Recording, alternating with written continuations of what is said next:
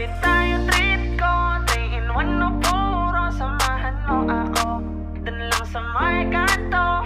Kapit tayo, treat ko. Bet mo ba may puto? Ano bang gusto mo?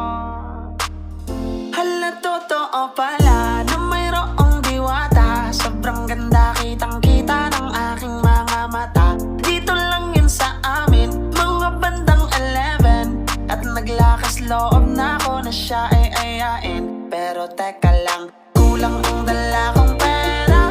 Ano kaya ang pwedeng bilhin ng 50? Sayang naman kasi kung